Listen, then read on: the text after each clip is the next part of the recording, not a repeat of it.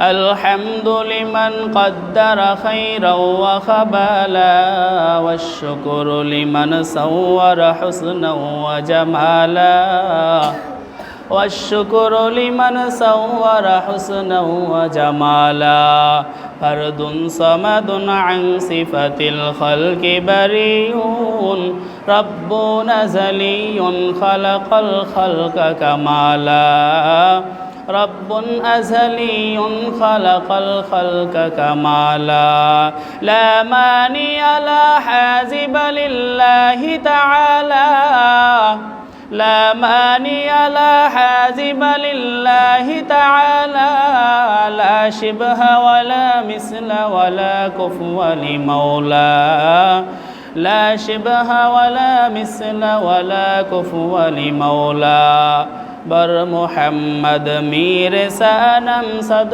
سلام شفیع مجرم یوم القیام شد وجودش رحمت للعالمین مسجد یوں شد ہمارا زمین ساحل سے لگا دے میرے عشق کا سفینہ साहिल से लगा दे मेरे इश्क़ का सफ़ीना आँखों ही से देखा दे मुझे मक्का मदीना आँखों ही से देखा दे मुझे मक्का मदीना अल्हम्दुलिल्लाह अल्लाह पाक रब्बुल आलमीনের দরবারে লাখো কোটি শুকরিয়া আদায় করতেছি যেই মহান রব্বের করিম আপনাকে আমাকে দয়া করে মায়া করে আজকের এই মিলাদুন নবী বা সিরাতুন নবী সাল্লাল্লাহু আলাইহি ওয়াসাল্লামের মাহফিলে উপস্থিত হওয়ার তৌফিক দান করেছেন এজন্য সকলেই কালিমাতুশ শুকর আদায় করি আলহামদুলিল্লাহ অসংখ্য দরুদ ও সালাম বিশ্ব মানবতার মুক্তির কাণ্ডারি আখিরি জমানার পয়গম্বর মরুর দুলাল বিশ্ব নবী মুহাম্মদুর রাসূলুল্লাহ সাল্লাল্লাহু আলাইহি ওয়াসাল্লাম। দুরূদ শরীফটা আপনারা ভালোভাবে পড়লেন না। হাদিসের ভিতরে আসছে যে এই ব্যক্তি আমি রসুলের নাম শোনার পরেও দুরূদ শরীফ পাঠ করে না ওই ব্যক্তি ধ্বংস হোক। জোরে কন্না আউযু বিল্লাহ। তাহলে যারা দুরূদ শরীফ পাঠ করে না এদের জন্য ধ্বংস অনিবার্য। কে বলছেন? নবী বলে গেছে। এজন্য আমরা সকলেই বলি সাল্লাল্লাহু আলাইহি ওয়াসাল্লাম। দুরূদ শরীফ পড়লে লাভ নাকি লস? কীরকম লাভ? হাদিসের ভিতরে রসুল বলেন যদি কোনো উম্মত আমার প্রতি একবার দুরূদ শরীফ পাঠ করে আল্লাহ তাআলা তাকে নগদ 3টা পুরস্কার দেয়। জোরে কোন সুবহানাল্লাহ। কয়টা পুরস্কার দেয়? 1 নম্বর পুরস্কার আল্লাহ তাআলা 10টা নেকি আপনার আমার আমল নামায় লিখে দেয়। আরো জোরে বলেন। 2 নম্বর পুরস্কার যখন কোন উম্মত আমার নবীর প্রতি দুরূদ শরীফ পাঠ করে আল্লাহ তাআলা 10টা গুনাহ মাফ করে দেয়। 3 নম্বর পুরস্কার যদি কোনো বান্দা যদি কোনো উম্মত আমার রসুলের শানে দুরূদ শরীফ পাঠ করে আমার আল্লাহ তার মর্যাদা 10 গুণ বাড়াইয়া দেয়। আপনার এরকম সুবহানাল্লাহ আলহামদুলিল্লাহ বলার জন্য সব সময় রেডি থাকবেন। ঠিক আছে তো ইনশাআল্লাহ? আমরা তো যারা আলোচনা করব এরা তো একটা আলোচনা করতেই থাকবো, মাঝে মাঝে আপনারাও একটু বলবেন, তাহলে আলোচনা ভালো হবে। তাহলে যে ব্যক্তি রসুলের শানে একবার দুরূদ শরীফ পাঠ করে আল্লাহ তাআলা নগদ 3টা পুরস্কার দেয়। 1 নম্বর পুরস্কার 10টা নেকি দান করে, 2 নম্বর পুরস্কার 10টা গুনাহ মাফ করে, 3 নম্বর পুরস্কার আল্লাহ 10 গুণ মর্যাদা বাড়াইয়া দেয়। তাহলে ওই রসুলের শানে দুরূদ শরীফ পড়তে রাজি আছি না নাকি নাই? ওই রসুলের শানে আরো একবার বলি সাল্লাল্লাহু আলাইহি ওয়াসাল্লাম। ওই রসুলের জীবনী সম্পর্কে আলোচনা, আমার রসুলের সম্মান, আমার রসুলের গুণগান যেখানে আল্লাহ তাআলা করেছেন, যেখানে আল্লাহ তাআলা বলেন লাকাদ কানা লাকুম ফি রাসূলিল্লাহি উসওয়াতুন হাসানাহ, তোমাদের জন্য আমার রসুলের ভিতরে রয়েছে সর্বোত্তম আদর্শ। সবাই বলেন সুবহানাল্লাহ। রসুলের ভিতরে উম্মত তোমাদের জন্য রয়েছে সর্বশ্রেষ্ঠ আদর্শ, সর্বশ্রেষ্ঠ দামি আদর্শ। আমার রসুলের আদর্শ কত সুন্দর, আমার রসুলের জবানের কথা যে ব্যক্তি একবার শুনে আমার রসুলের জন্য সে ব্যক্তি পাগল পারা হয়ে যায়। মক্কার কাফের বেঈমানেরা আমার নবীর ধর্ম যেন মানুষ গ্রহণ করতে না পারে, এই জন্য তারা পরামর্শ করলো, তারা সিদ্ধান্ত নিল, যারা এই মক্কায় হজের মৌসুমে হজ করতে আসবে আমরা বলে দিব মুহাম্মদের কাছে যাবে না, কেননা মুহাম্মদ হলো একটা পাগল। জোরে কন্না আউযুবিল্লাহ। মুহাম্মদ একটা কবি, মুহাম্মদ একটা গণক, মুহাম্মদ একটা জাদুকর। এই কথাগুলো আমরা মানুষের কাছে প্রচার করে দিব, যাতে করে মানুষ মুহাম্মদের কথা না শুনে।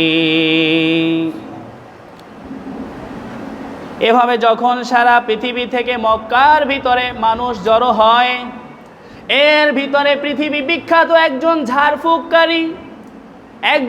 ঝাড়ফুঁককারী, সেও মক্কা চলে আসছে। তার নাম হলো জিমাত। কি নাম? জিমাত। এই জিমাদের অনেক রকমের সুনাম রয়েছে। তিনি যদি কোনো রোগীকে ঝাড়ফুঁক করে ওই রোগী অধিকাংশই ভালো হয়ে যায়।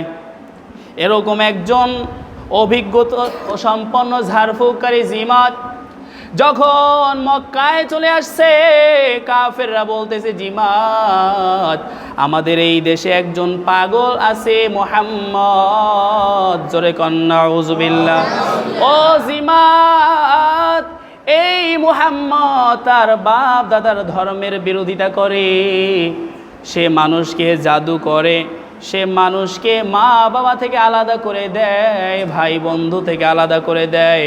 তুমি যদি মুহাম্মদকে পাও একটু ঝাড়ফুঁক করে দিও। কাকে বলে? জিমাতকে বলে। জিমাত বলতেছে এটা কোনো ব্যাপারই না, এটা তো আমার কাজ, এটাই আমার পেশা। আমি যদি ওই মুহাম্মদকে পাই আমি অবশ্যই তাকে ঝাড়ফুঁক করে সুস্থ বানায়া দিব।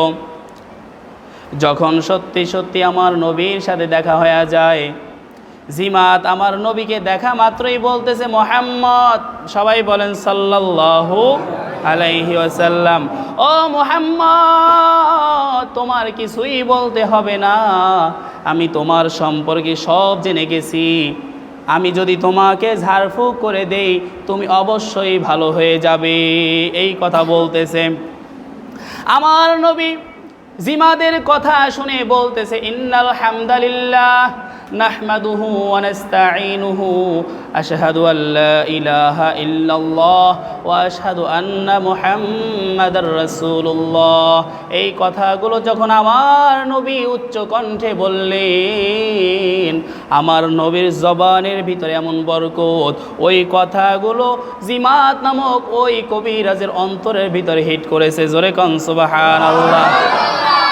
জিমাত বলতেছে, আমি কত পাগল ভালো করলাম, কত গণক ঠিক করলাম, কত অসুস্থ রোগীকে ঠিক করলাম, কত পাগলকে ঠিক করলাম, কিন্তু এরকম তো কোনো পাগলের কথা হতে পারে না। এত সুন্দর কথা আমার নবীর কথা শুনে জিমাত পাগল হয়ে গেছে। বলে, ও মুহাম্মদ, তুমি যেই কথাগুলো বলেছ আমাকে আরেকটা বার ওই কথাগুলো শোনাও। সুবহানাল্লাহ। আমার নবী একবার নয়, দুইবার নয়, তিনবার আমার নবী ওই একই কথাগুলো বললেন।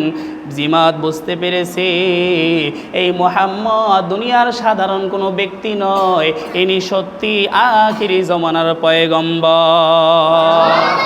জিমাত জাদুকর ডাক দিয়া কয়, ও মুহাম্মদ সাল্লাল্লাহু আলাইহি ওয়াসাল্লাম, আমি হাত বাড়াইয়া দিলাম, আমি আর দেরি করতে চাই না, আপনি আমাকে কালেমা পড়াইয়া মুসলমান বানায়া দেন। তাহলে কাফেররা চাইছে মুহাম্মদের কথা যেন মানুষ না শোনে, মুহাম্মাদের কাছে যেন মানুষেরা না যায়, এই জন্য ষড়যন্ত্র করেছে। কিন্তু মানুষের একটা স্বভাবজাত বৈশিষ্ট্য হলো, যেই কাজের জন্য মানুষকে নিষেধ করা হয় মানুষ ওই কাজের প্রতি আকৃষ্ট বেশি হয়। কথা বলেন ঠিক কিনা? যখন মক্কার চতুর্দিকে ঘোষণা হয়ে গেছে মুহাম্মদ নামক একজন জাদুকর আছে, যেই তাকে দেখে সেই মুহাম্মাদের ভক্ত হয়ে যায়, অতএব তোমরা কেউ মুহাম্মাদের কাছে যাবে না। যখন এই ঘোষণা সব মানুষেরা জেনে ফেলছে, মানুষের ভিতরে কৌতূহল, এরকম জগৎ বিখ্যাত জাদুকর একটা নজর দেখা দরকার। এই জাদুকরের কাছে নাই গেলাম, কিন্তু দূর থেকে আমরা যদি একটা নজর দেখতে পারি তাহলেই বুঝতে পারবো কত বড় জাদুকর। এবার যারাই আমার নবীর কাছে যায় বুঝতে পারে এটা দুনিয়ার সাধারণ কেউ না, ইনি হলেন আখিরি জমানার নবী। জোরে কোন সুবহানাল্লাহ। সবাই দলে দলে কালেমা পড়ে মুসলমান হয়ে যায়। এবার লোকেরা যার যার দেশে গিয়া কালেমার দাওয়াত দেওয়া শুরু করে।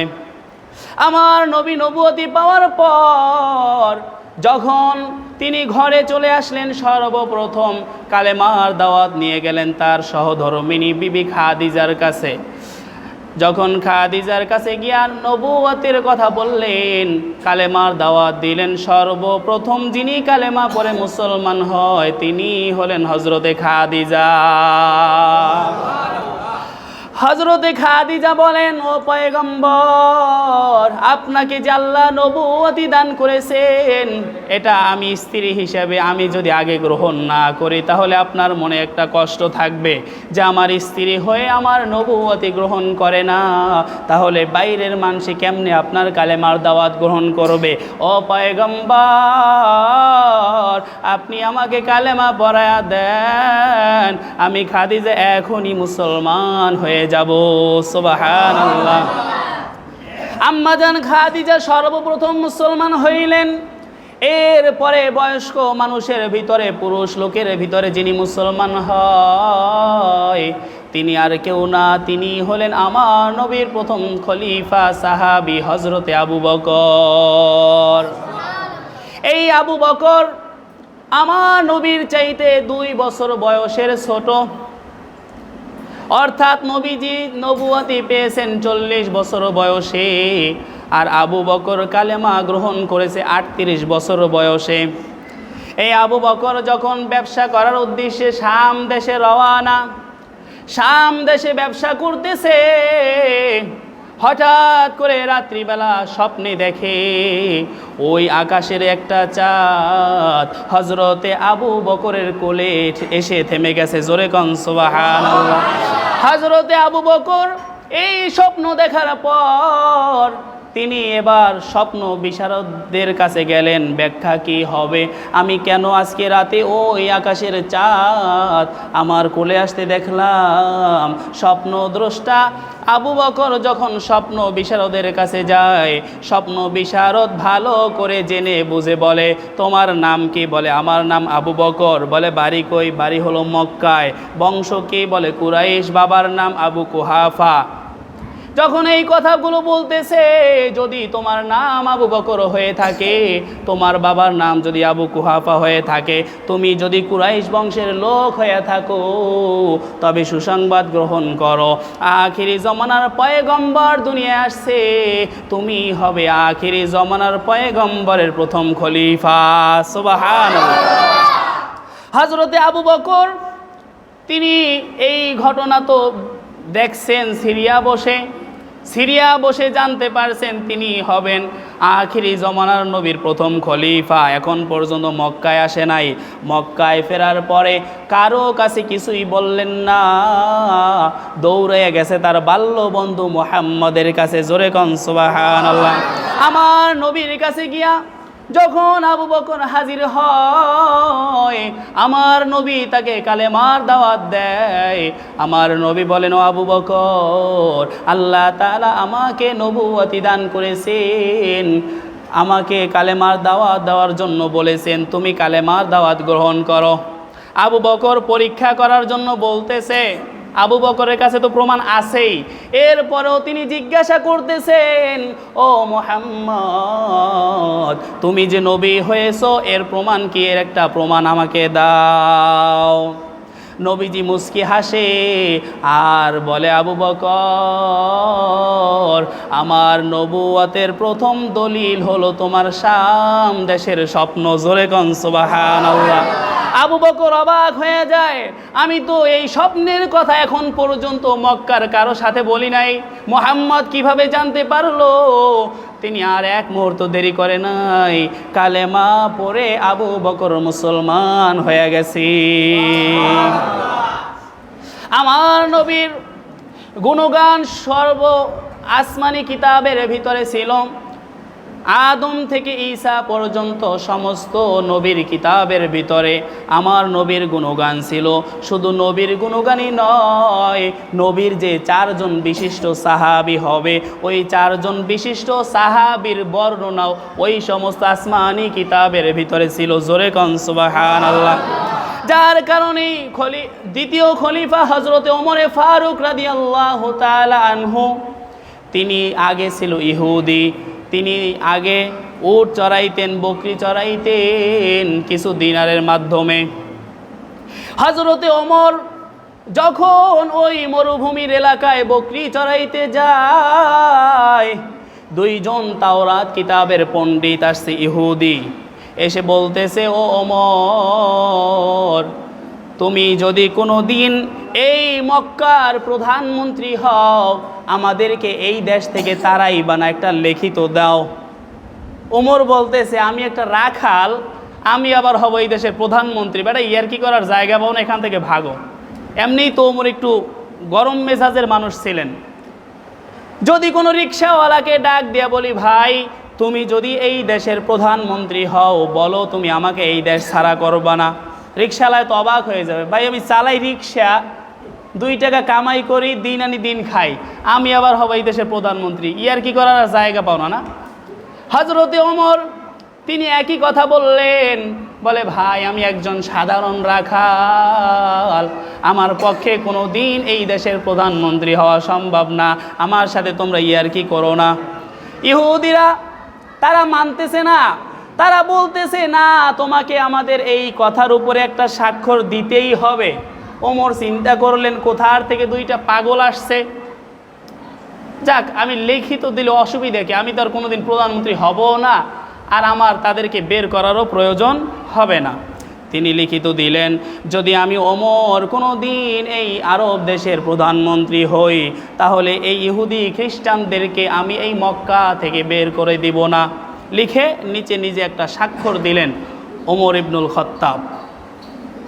ইহুদিরা চলে গেছে। পরবর্তীতে যখন সত্যি সত্যি ইসলামের দ্বিতীয় খলিফা হযরতে ওমর রাদিয়াল্লাহু তাআলা আনহু খেলাফতের দায়িত্ব গ্রহণ করলেন, ঘোষণা করে দিয়েছেন, এই মক্কার ভিতরে যত ইহুদি খ্রিস্টানরা আছো বের হয়ে যাও, মক্কার ভিতরে কোনো ইহুদি খ্রিস্টান আর থাকতে পারবে না। এখন থেকে মক্কার ভিতরে ইহুদি খ্রিস্টান ঢুকতেও পারবে না, সবাই বের হয়ে যাও। এবার ওই যে 2টা ইহুদি এখন তো বুড়া হয়ে গেছে, কুজা দিয়ে হাঁটে, লাঠিতে ভর করে করে ওমরের দরবারে সে হাসে আর বলে, ওমর তুমি আজকে আমাদের সাথে হেরে গেছো, তুমি আর আজকে আমাদের সাথে যুক্তিতে পারবা না।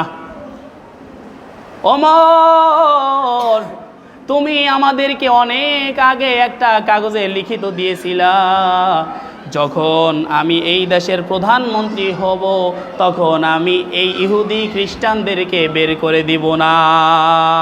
এই দেখো তোমার লেখা কাগজ, নিচে তোমার স্বাক্ষর আছে, এই কাগজটা আমরা যত্ন করে রেখে দিয়েছি।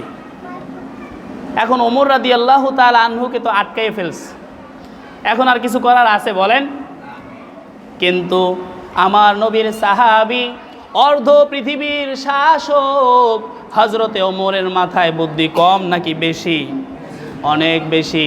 হযরতে ওমর বলতেছে, ও ইহুদি ভাই, বলো তো দেখি, এই লেখাটা যখন আমি লিখেছিলাম তখন কি আমি মুসলমান ছিলাম নাকি ইহুদি ছিলাম?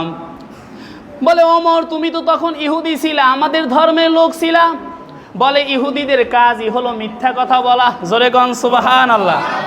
বলে আমি তখন ইহুদি ছিলাম, এই জন্য মিথ্যা কথা বলছি। অতএব মুসলমান হওয়ার পরে যখন আমি বলছি বের হয়ে যাও, গাঠি বস্তা এখনই গোল কর, তাড়াতাড়ি মক্কা ছাড়, হজরতে ওমর এভাবে মক্কা থেকে ওই ইহুদি খ্রিস্টানদেরকে বের করে দিলেন। জোরে কন সুবহানাল্লাহ।